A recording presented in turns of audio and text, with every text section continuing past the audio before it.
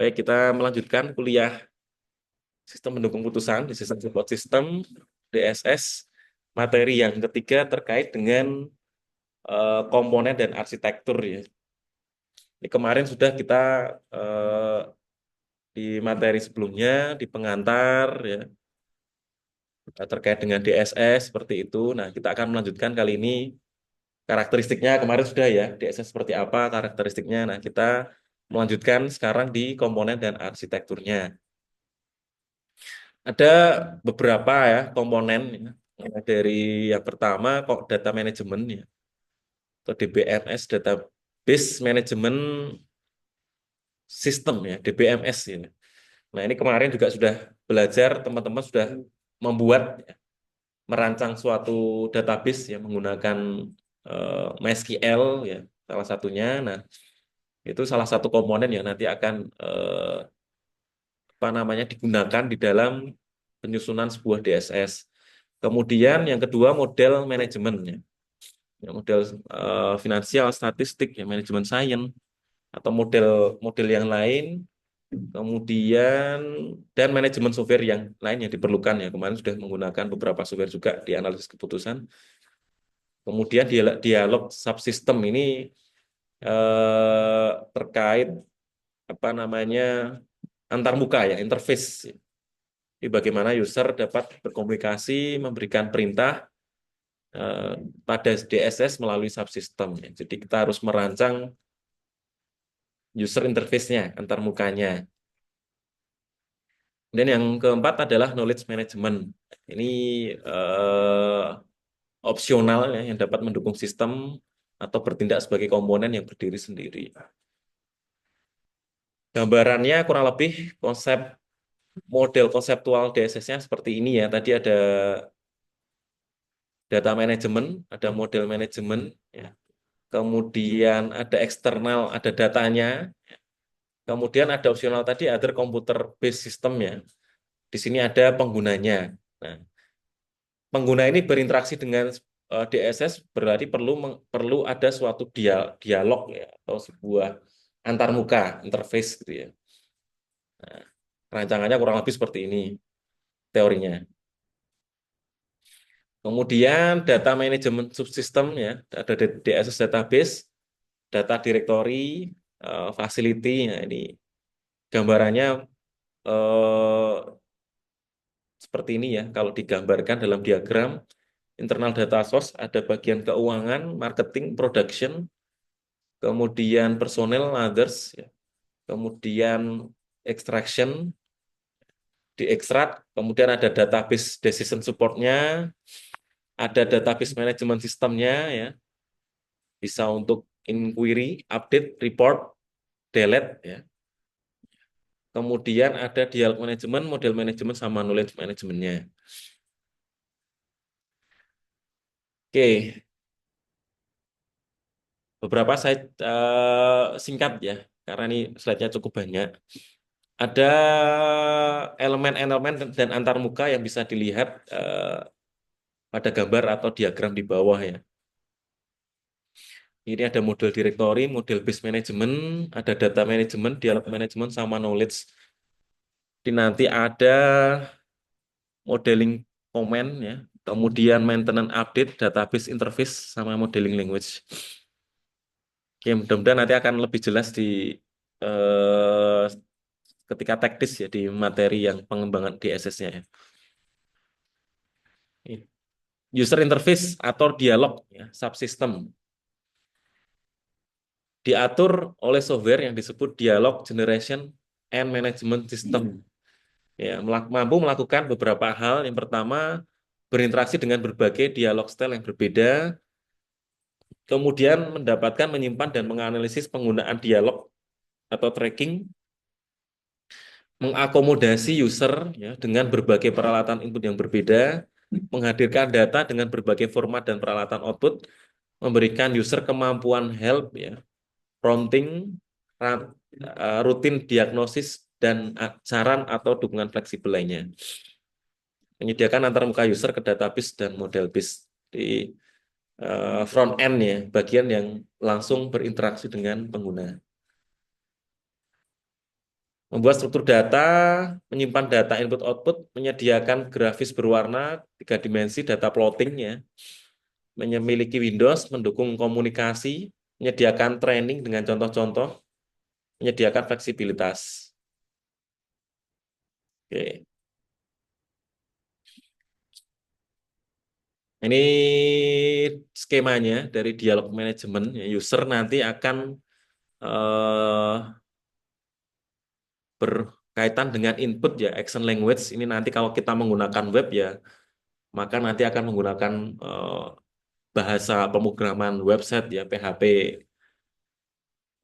dan yang lainnya. Kemudian nanti diolah ya di prosesor, kemudian di GMS ya. Kemudian nanti mengeluarkan outputnya ya sesuai sesuai hasil dari pemrosesan itu ya berdasarkan data dari model, kemudian dari data management knowledge. Ya, ya.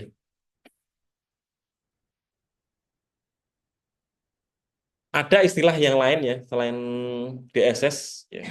Komponen knowledge management terdiri dari satu atau beberapa ES ya, ES expert system ya. Ya. Kemudian DSS yang cerdas atau intelligent DSS. Kemudian ada DSS expert system, ada knowledge base. Ada beberapa istilah nanti ya di eh, apa namanya di DSS ya, selain DSS itu sendiri. Kemudian user ini eh, orang atau pengguna yang berhadapan dengan masalah atau keputusan. Ya, di mana DSS desain untuk mendukungnya disebut user, manager atau pengambil keputusan. Jadi nanti yang menggunakan program yang akan kita rancang itu namanya user, bisa jadi juga atau manager atau decision maker ya, pengambil putusan. Ya, DSS memiliki dua kelas ya, manager dan staff spesialis. Staff spesialis ini di bawah manager, misalnya analisis finansial, perencanaan produksi, production planning, riset pasar dan yang lain. Oke. Nah, nanti kalian juga perlu tahu kira-kira nanti ketika merancang DSS itu yang akan menggunakan siapa gitu ya penggunanya. Oke, sudah. Ya, jenis-jenis DSS berdasarkan tingkat kerumitan dan tingkat dukungan pemecahan masalah. Ya. Yang pertama, mengambil elemen informasi, menganalisis seluruh file, menyiapkan laporan dari berbagai file, mengusulkan keputusan, membuat keputusan. Kemudian berdasarkan sifat, ya, ada institusionalis DSS ya, berhubungan dengan keputusan yang sifatnya berulang. Ada ad hoc DSS, berhubungan dengan masalah yang spesifik yang biasanya tak dapat diantisipasi atau berulang terjadinya. Contohnya DSS untuk mengevaluasi kelayakan joint venture ya, di bisnisnya. Kemudian ada yang lain time sharing network ya. Hardware softwarenya untuk DSS. Kemudian ada mainframe, workstation, personal komputer, distributed DSS. Ya. Kalau distributed DSS berarti DSS itu bisa diakses di dalam jaringan komputer ya. Nah, kalau di dalam jaringan komputer, otomatis dia dalam bentuk apa namanya aplikasi atau website yang eh, datanya disimpan di cloud ya, karena bisa diakses dari beberapa atau di server gitu ya, bisa diakses dari di dalam satu jaringan. Levelnya dari DS, spesifik DSS, DSS generator, ya, kemudian ada DSS tool. Proses pengembangan DSS ini mungkin sekilas di awal ya, minggu depan kita detailkan di materi selanjutnya. Ada tiga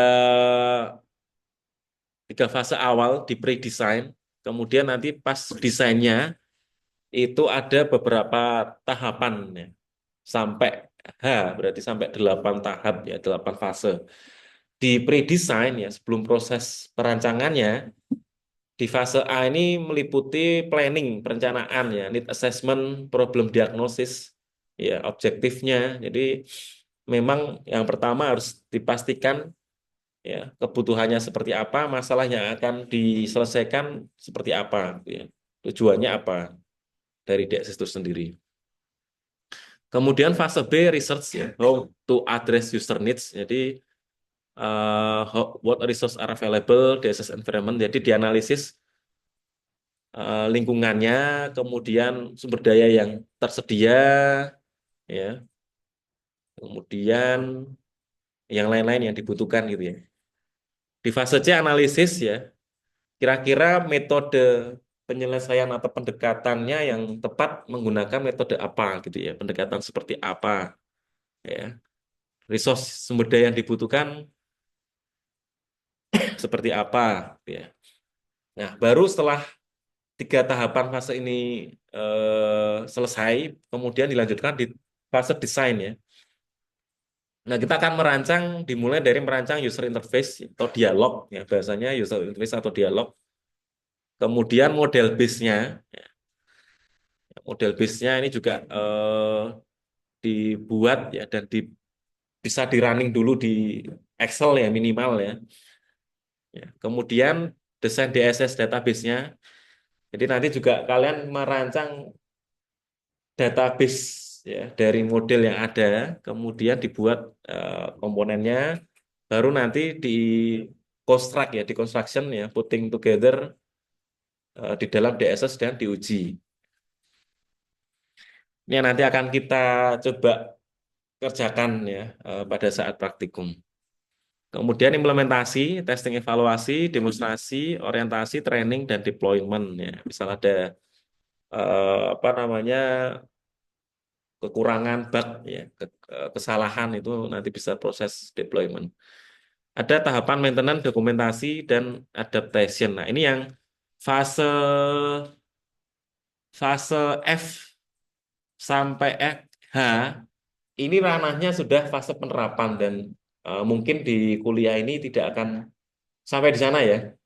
Jadi sebatas nanti sampai fase E ya sudah dikonstruk ya programnya jadi sudah. Nah, nanti kalau kalian ingin melanjutkan ya di penelitian atau di tugas akhir, nah nanti bisa melanjutkan sampai fase F ya, diimplementasikan ya di real, di kasus real, kemudian ada proses dokumentasinya ya, terus proses adaptasinya, kemudian seberapa jauh bisa memperbaiki dari sistem yang manual sebelumnya ya, menggunakan keputusan sebelumnya yang belum menggunakan sistem ya. Jadi keputusannya berdasarkan intuisi ya kemarin ya. Kemudian dibandingkan dengan ketika pengambilan keputusan digunakan menggunakan sistem. Ini fase H seperti itu. Nah, ini sudah di tahap lanjut ini ya, di F sampai H ya, tiga tahap akhir ini sudah fase lanjut. Jadi kalian akan gunakan ketika kalian lanjutkan untuk penelitian atau untuk tugas akhir nanti ya. Misal ada yang pengen apa namanya DSS-nya digunakan dilanjutkan sampai skripsi. Nah, nanti perlu diuji sampai H ya.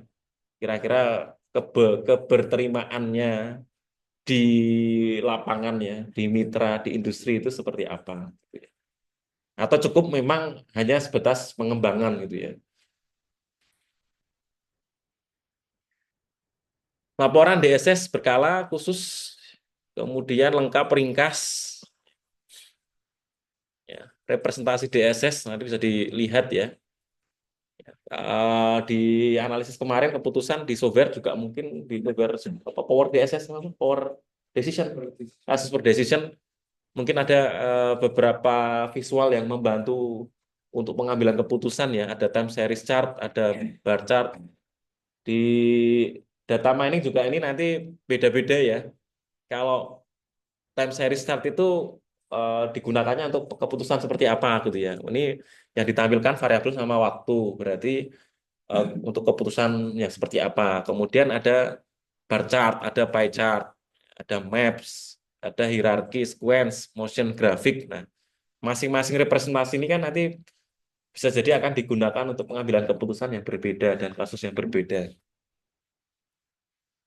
Ya, manfaatnya kemarin sudah ya memperluas pengambilan keputusan, membantu pengambilan keputusan, ya, lebih cepat ya dan akurat ya. Oke. Keterbatasannya eh, kemampuan DSS terbatas pada kebenaran pengetahuan. Jadi kalau belum belum include di sana AI ya, jadi belum menerapkan AI ya, berarti DSS-nya kan tergantung sama kategori data yang kita inputkan seperti itu ya. Kemudian tidak memiliki kemampuan intuisi yang seperti manusia, kecuali memang DSS yang sudah dikembangkan ya, sudah eh, apa namanya nanti ada kecerdasan-kecerdasan buatan. Nah ini konsepnya yang besok akan kita rancang, ya, arsitekturnya, ya, arsitekturnya kok teksnya hilang, ya, oke, penjelasannya di belakang ya. Ada pengguna ya di sini ya, user, manager atau pengambil keputusan ya istilahnya ya tadi ya. Ada beberapa istilah pengguna, user, manager, atau pengambil keputusan, decision maker di sini. Kemudian mengakses melalui apa ini? Di komputer menggunakan apa? Kalau berbasis web, browser. Ya, menggunakan browser. Ada browsernya. Ya, bisa jadi ketika dirancang dalam bentuk website, tidak running atau tidak kompatibel dengan semua browser. Itu juga bisa jadi nanti keterbatasan atau apa namanya catatan penelitian ya pengembangan itu ya. Ini spesifik dikembangkan menggunakan Google Chrome atau akan tampil maksimal di Chrome. Nah, ini tergantung nanti browser kan di sini. Ada servernya ya. Ini servernya. Ada PC kemudian ada logo dunia ini seperti ini berarti server. Ya. Kalau istilahnya di sini ya server ya, server webnya gitu ya. Kemudian nanti bisa diakses dari atau diinput diinput atau output ya atau tampil di berbagai perangkat gitu ya, bisa di tablet, ya, smartphone maupun di laptop gitu ya.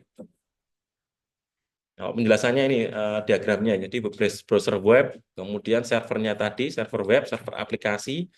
Kalau misal memang ada dalam pengambilan keputusan itu ada data yang diambil dari server yang lain ya. Misal bisa jadi nanti lebih dari satu server ya. Bisa jadi cukup satu server. Misal datanya tidak banyak, bisa jadi servernya lebih dari satu gitu ya. Server ini untuk data apa ya? Ini data apa? Atau kita menggunakan data dari pihak lain, server lain. Tuh. Kemudian data warehouse dan server data. Ya. Tergantung rancangan kita, minimal satu server. Keunggulannya kalau DSS dikembangkan dengan web, kemudahan komunikasi dan kolaborasi ya. Jadi tidak perlu ketika mau menggunakan itu pengguna harus menginstal atau menggunakan aplikasi khusus gitu ya. Karena browser kan sudah include di semua komputer ya, di semua perangkat komputer, smartphone, tablet pasti sudah ada browsernya. Jadi lebih mudah untuk digunakan komunikasi gitu, karena kita juga eh, terbiasa menggunakan browser ya. Dan termasuk kolaborasi ya. Nah, kalau menggunakan website bisa dikembangkan bersama-sama ya. Nanti ada tool untuk kolaborasinya. Kemudian download perangkat lunak DSS, pembelian aplikasi secara online, pengumpulan data internal dan eksternal. DSS masa depan, nah ini yang perkembangan gitu ya. Nanti tahap lanjut ya. Kalau misalnya ada yang pengen mengembangkan DSS, intinya nanti yang salah satu memang berkembangnya adalah dengan melibatkan kecerdasan buatan tadi ya. Dengan AI, jadi datanya memang berkembang ya. Jadi apa namanya nanti mendekati mesin learning ya. Jadi memang dia akan update sendiri ya, akan belajar sendiri. Oke. Contoh kasus ya. Ini nanti yang harus kalian cari ya di tugas kedua. Ya, harus ketemu contoh kasus yang sudah dalam bentuk website ya, nanti ya tugas kedua ya. Nah, dicari yang mendekati sama case yang kalian ambil ya. Misal mau ngambil tentang untuk e-commerce misal, nah, ya dicari nanti SPK-nya yang mendukung untuk e-commerce. Nah, yang ini contoh untuk pemerintahan ya, untuk government ya. Ada mengembangkan namanya Information and Decision Support Center, ya. Mengembangkan informasi sistem dukungan bagi kabinet. Karena kementeriannya banyak, tapi tidak sebanyak di Indonesia ya. Nah, di Indonesia hampir 40, hampir 50 ya. Kemudian terbesar, kementerian terbesar di dunia. Mengembangkan, mendukung, mengawali proyek, mempercepat pengembangan. Jadi semua kebijakan yang diambil tidak lagi berdasarkan subjektivitas atau intuisi dari pimpinan, dari pemerintah, pimpinan gitu ya. Tapi dari data yang ada di setiap kementerian, datanya tersambung, terkoneksi. Kemudian ketika mau mengambil kebijakan ya bisa dengan pertimbangan atau keputusan dari sistem yang dikembangkan ini.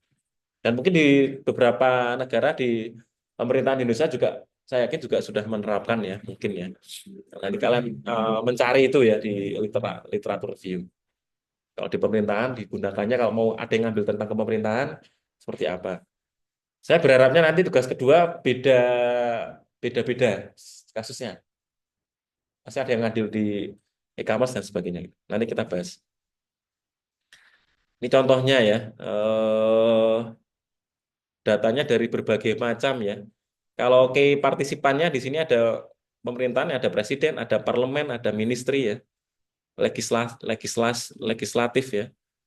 Kemudian ada kabinet ya, ministerial komite, ada agenda, ada data-data dari berbagai macam sumber ya, dari kementerian, dari pemerintah sendiri, dari hasil riset mungkin dari perguruan tinggi ya, dan sebagainya. Jadi sudah bisa mengumpulkan. Ya, di pemerintah Mesir tadi, DSS-nya dibangun untuk mereka saling berrelasi, berhubungan, perumusan kebijakan, ya.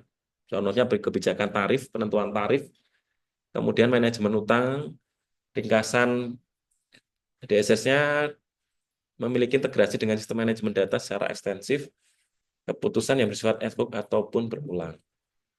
Oke, saya nampilkan satu lagi. Contoh sekalian melengkapi ya, yang sudah dalam bentuk website. Saya juga ngambil dari internet ya. Eh, Minggu depan saya coba nampilkan pada saat pengembangan SS. Saya tak formulasikan yang punya saya juga mengembangkan DSS, tapi belum saya buat materinya gitu ya. Sebentar. Gitu. Ini latihan DSS.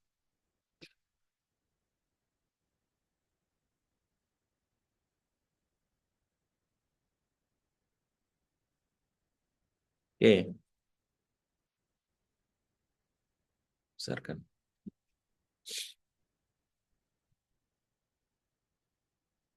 Ini contoh ini ya.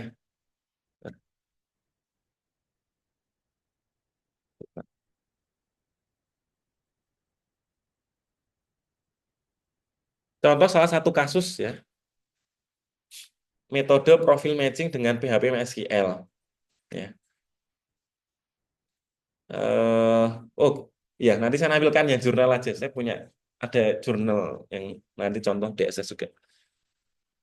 Nah ini contoh yang dari referensi lain, profil matching untuk pengambilan keputusan ya. Profil matching adalah mekanisme pengambilan keputusan mengasumsikan tingkat variabel prediktor yang ideal dipenuhi subjek gitu ya. Ini ada satu metode dinamakan profil matching. Contoh penerapan metode profil matching untuk evaluasi kinerja karyawan, untuk promosi jabatan gitu ya. Jadi promosi jabatan berdasarkan data, jadi pengambilannya ya. Manajemen football player misalnya nanti di persepak bola, penerima beasiswa yang layak, mencari mitra kerja dan lain-lain. Nah ini contoh di sini nanti eh, metode profil matching untuk memilih supervisor ya. Jadi ini ingin mengangkat supervisor ya, supervisor. Nah ini kalau S1 kan eh, biasanya karir profesional S1 kan di supervisor ya. Pertama kali ya, atau di bawahnya, level di bawahnya nanti bertahap naik ke supervisor, terus jadi manajer gitu ya, mudah-mudahan ya nanti dari kalian ya, atau direktur. Wah, oke. Nah, ini ada contoh dari level karyawan kemudian ingin diangkat ini di CV Honda Mulia Putra ini supervisor gitu ya. Ada lima kandidat ya. Ini berarti perusahaannya di mana ini nama-namanya seperti ini? Di Bali ya, namanya Gede, Kadek, Nyuman, Ketut, Putu ya. Nah, ini case ya, contoh ya. Nanti silahkan nanti tugas kalian bisa nyari yang lain ya, yang mendekati nanti sama yang akan kalian kembangkan. Ini sama seperti di analis keputusan ya, menentukan aspek penilaian, bobotnya, ya, kemudian menentukan kandidat, nilai faktor, menghitung gap, ya, menghitung nilai total setiap kandidat, menghitung nilai akhir. Ini analisis keputusan kan ini kan, kuliah analisis keputusan. Ya, ini dimasukkan nilai-nilainya, ya, aspeknya ada kecerdasan, ya, yang dinilai mulai dari aspek kecerdasan, sikap kerja, perilaku ya, ada 3 aspek ya. Kemudian bobotnya ini bobot bobot dimasukkan ya, ada beberapa faktor dan ini faktornya ya. Kemudian yang kedua menentukan aspek penilaian bobot aspek dan sebagainya ya, ada dari 5 nama. Memasukkan nilai faktor ya, ini dari hitungan tadi ya dimasukkan ya berdasarkan faktor-faktor ya, faktor-faktor ini ya. Ini mungkin dari apa namanya sudah ada penelitian ya. Jadi kalau supervisor itu yang profesional memiliki kemampuan common sense. Common sense itu apa? Hah? Masuk akal ya. Ya berpikirnya masuk akal gitu ya. Jadi kalau punya ide itu yang masuk akal, tidak yang di luar akal, di luar akal ini. Ya visioner tapi masih oke mungkin ya. Common sense. Kemudian bisa verbalisasi ide, bisa menyampaikan ya, menyampaikan dalam bentuk verbal kata-kata idenya, berarti bisa menyampaikan komunikasi kan dan sebagainya. Ini faktornya mungkin sudah ada riset juga gitu ya. Masukkan data-datanya. Ini kemarin tugas saya juga lihat, sudah lihat beberapa tugas yang dikumpulkan ya hampir sama ya. Kan metode cara-caranya kan sama, kan, beda metode. Menghitung gapnya, kemudian dari beberapa 3 aspek tadi ya. Ini menghitung gap tadi yang digunakan 3 aspek kecerdasan, sikap kerja, perilaku, kemudian dikonversi. Ya. Nah, ini selisih selisih bobot nilai keterangan. Kemudian dihitung menggunakan rumus ya, rumus di profil apa metode profil matching ini ya. Ya, ketemu nilai ya, formulasinya menggunakan mendapatkan bobot ya dan nilai core factor dan nilai secondary factor NCF, NSF.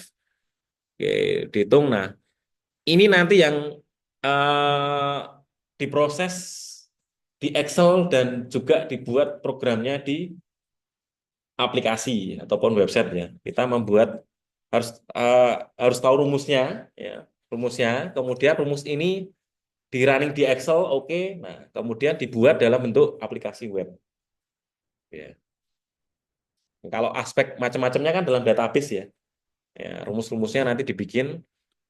Kemudian ketika ada angka-angkanya tinggal nanti otomatis langsung keluar nilai-nilai ini ya dari 3 aspek ya. Dan masing-masing aspek ada bobotnya ya. Aspek kecerdasan 20% berarti supervisor tidak perlu pinter-pinter banget berarti ya. Ya di sini. Ya nanti kan ini kalian cari riset mesti ada risetnya. Sikap kerja 30% gitu ya bobotnya. Kemudian aspek perilaku. Nah, ternyata yang dinilai di perusahaan ini yang bobotnya paling gede attitude ya, teman-teman ya. Jadi kalian eh, sebagai mahasiswa di Teknik Industri UNJ selain pintar juga attitude-nya harus bagus ya. Biar kan di karirnya kalian juga akan baik gitu ya. Ya, pinter, terus, sopan, punya etik yang bagus, wah, bobotnya maksimal gitu kan. Ya sikap-sikapnya juga disiplin tepat waktu gitu ya, tidak tidak jarang mengeluh gitu ya orang, wah banyak tugas ini mas dikit mengeluh. Wah, itu mulai mulai dikurangi gitu ya. Nah, ini itu namanya sikap kerja kan ya, sikap kerja. Ini 3 aspek nanti kalau berkarir profesional juga saya kira tidak jauh-jauh dari 3 aspek ini ya. Nah, dihitung nilai total tiap kandidat ya. Nilai akhirnya menggunakan rumus ini ya. Nah, ini rumusnya kan udah dari metodenya sudah ada rumus atau nanti dicari eh, apa referensinya. Ini rumusnya dari sini dimasukkan angka-angkanya gitu ya, intinya ya. Ketemulah nilai si kadek ya. Gede dulu, gede dari kecerdasan, nilai kecerdasan, sikap kerja, perilaku di rumus masukkan rumus, ketemu nilai akhirnya 4,28. Si kadek sampai putu 4,32. Kemudian yang tahap terakhirnya adalah di ranking ya. Di ranking dari terbesar ya. Yang tertinggi siapa? Ketut, putu, gede, kadek, nyoman. Nah, nanti kalau yang terpilih kalau satu supervisor berarti sih ketut ya. Nilainya 4,37. Nah, ini contoh webnya. Nanti yang kalian buat ya. Sudah tidak sabar. Tidak sabar membuat ya. Oke. Ini interface-nya SPK karyawan teladan ya. Ya nanti nama SPK-nya apalah diberi nama. Ini karyawan teladan ini untuk promosi jabatan. Intinya nanti ini aplikasinya untuk penentuan atau pengambilan keputusan kenaikan jabatan di perusahaan gitu ya. Metodenya profil matching atau nanti metode yang lain. Ya, ini nama aplikasinya, misal aplikasi PHP ku atau kalian bikin namanya nanti apa gitu kan. Kalau aplikasinya jadi dan itu bagus bisa dijual aplikasinya. Ya, bisa digunakan untuk memang di real gitu ya. Nah, username, password, login biasa ya, di analisis perancangan informasi kan sudah bikin itu interface-nya. Yang belum kan ngonekkan database-nya kan. Nah, nanti kita belajar. Database-nya sudah ada, back-end-nya, front-end-nya sudah ada, bagian depannya. Nah, di PHP ini nanti nyambungkan ini, login eh, ketika masukkan ini, ngecek ke database gitu ya. Connect ya, fungsi connect. Nanti kita akan menggunakan beberapa fungsi, salah satunya connect, PHP connect. Nah, itu ini masuk ke apa namanya database, ngecek ada nggak username-nya ada. Nah, kalau cocok ini login berhasil masuk ke dash dashboard.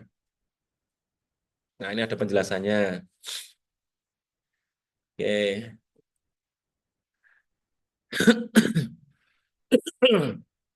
Profil matching pengambilan keputusan mengasumsikan bahwa tingkat variabel yang harus dipenuhi ya, ya dari ini ya dan nanti ada penjelasannya langkah-langkahnya ada kemudian nilai-nilainya ini ya data-datanya ya data aspek faktor bobot alternatif dan alternatif proses.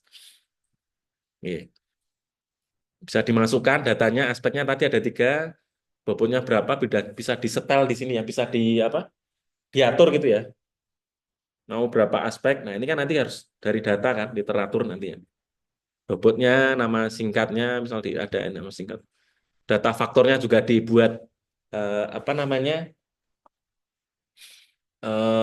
tabelnya ya. Ini kan masing-masing ada tabelnya. Ini kan tabel semua kan, tabel faktor. Ini tabel aspek gitu kan. Oke, ada kolomnya, ada beberapa kolom. Nah, ini kan nanti tergantung tadi ya kebutuhan rumusnya tadi ya di metodenya itu ya. Kemudian daftar alternatif. Nah, alternatif ini nama karyawannya ya. Ya, tabel alternatif atau tabel karyawan atau tabel apa nanti silakan. Kemudian ada tabel nilai ya, tabel nilai setiap faktor ya tadi ya. Common sense, verbal dan sebagainya ini setiap karyawan diberikan nilainya. Nah, ini ada tabelnya. Sebelum jadi tabelnya ini otomatis kalian harus merancang kan, merancang apa namanya rancang rancangan database ya masih baru semester lalu harus masih ingat nanti dibikin rancangannya primary key, friend key dan sebagainya nanti sambung sampai setiap tabel dipastikan nyambung. Nanti baru jalan sistemnya. Oke, kemarin kan ini sudah ini di kuliah itu. Nah, nanti tinggal belum kan sebenarnya tinggal formulasi dari setiap tabel kan ya belum gitu kan. Nah, daftar nilai ya. Nah, hasil akhirnya nggak ditampilkan, nggak muncul ini. Misal tampilan untuk menunjukkan siapa yang nilainya paling tinggi itu sebetulnya perlu ya, tapi mungkin di sini nggak dimasukkan. Oke. Nah, rahasia, ini penelitian. Contoh, ini contoh case ini. Oke, saya juga ada riset gitu ya, riset sedikit tentang kalau kemarin ada yang sempat nyoba saya bikin DSS eh, batik perhitungan coba di jurnalnya saya lupa. Bentar, tak pause dulu bentar. Tak nyari dulu filenya.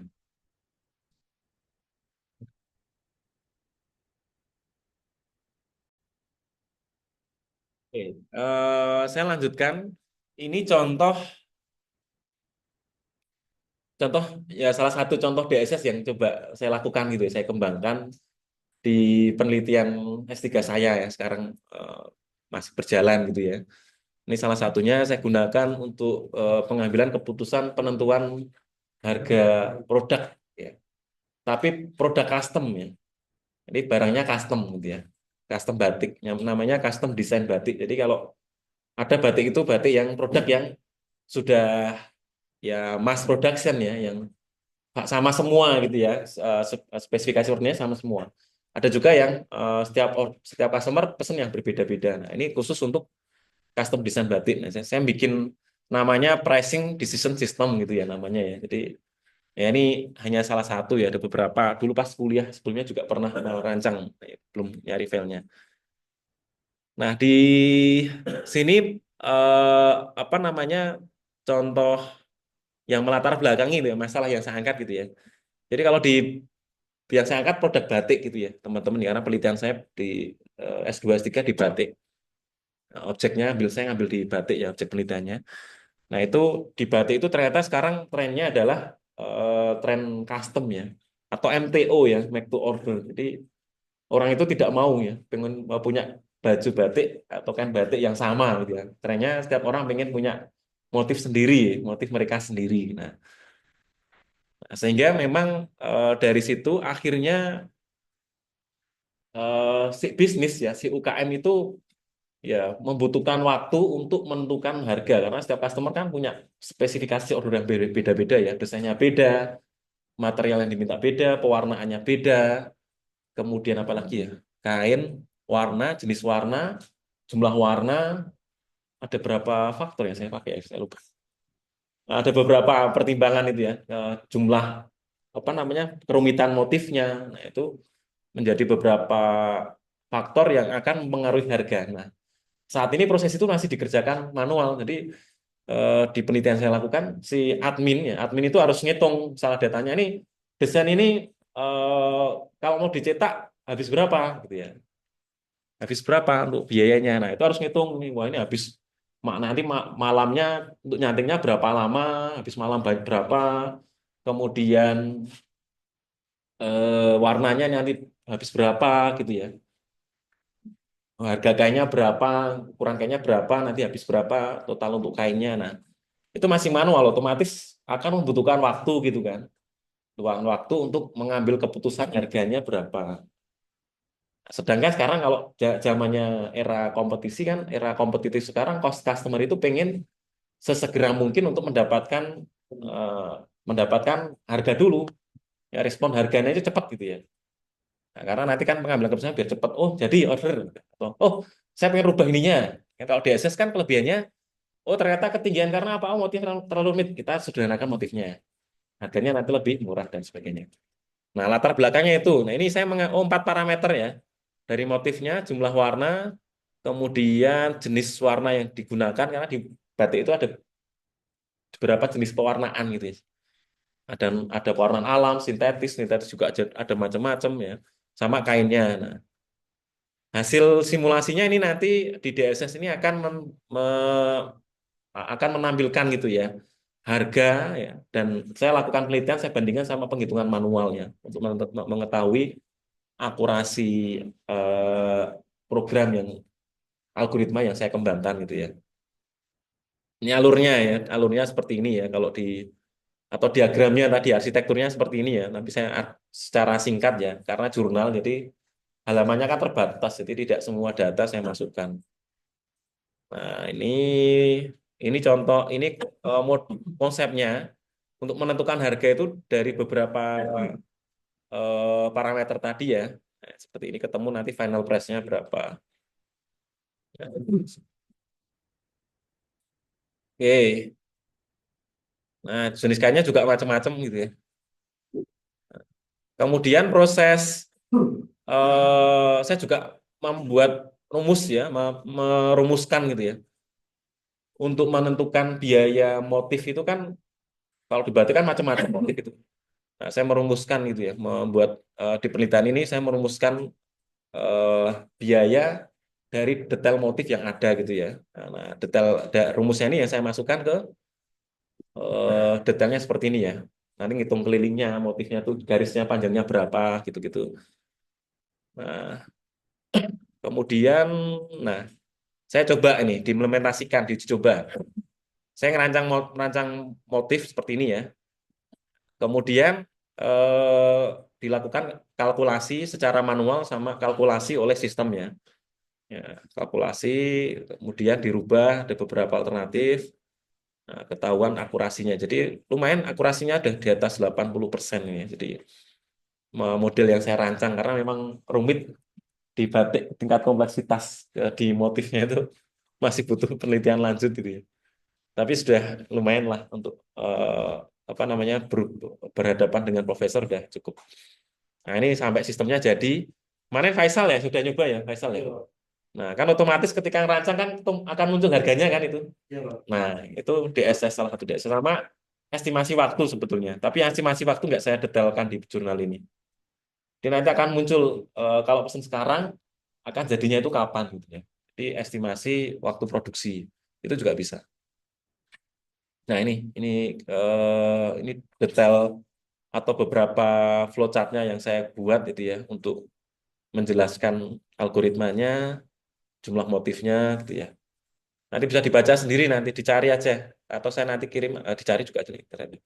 Pricing Decision System Custom Design Batik. Nah ini yang salah satu bagian penelitian yang saya lakukan di luar yang penelitian yang lain yang terkait interface. Interface-nya juga ada gitu ya terkait interface. Ini kan interface-nya nggak saya bahas ini karena saya banyak ngomongkan tentang DSS-nya. Kalau interface-nya judulnya Design Usability berarti 4.0 kalau tidak salah. Nah, ini yang kalau ini yang versi mobile. Nah, ini saya ada beberapa jurnal ya salah salah satu syarat lulus ini ya, teman-teman. Ketiga, ini juga ketiga. Ini interface-nya saya banyak di sini ya, di apa namanya saya masukkan di pembahasan interface-nya ini tadi ya. Oke. Ini sama kayak tugas kuliah di analisis perancangan informasi ya. Bikin nya kemudian interface-nya, nah, ini dashboard-nya, yang menentukan parameter-parameter setiap kain warnanya, saya detailkan di jurnal yang berbeda gitu ya. Ini versi mobilnya, saya juga nulis Q3, Q2 nih, kalau mau dibaca untuk referensi gitu ya.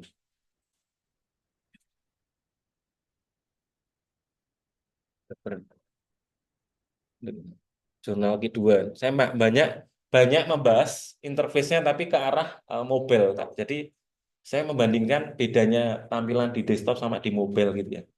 Karena nanti harapannya selain web-based juga Batik 4.0 itu bisa diakses dengan ini ya dengan mobile gitu ya. Nah, ini bisnis prosesnya saya bikin alurnya dulu jadi sistem pembayarannya. Nah, kayak gini. Ini penelitian S3. Oke, saya kira itu untuk contohnya ya, teman-teman ya. Eh, saya cukupkan ya. Terima kasih untuk materinya. Silahkan kalau ada yang mau didiskusikan.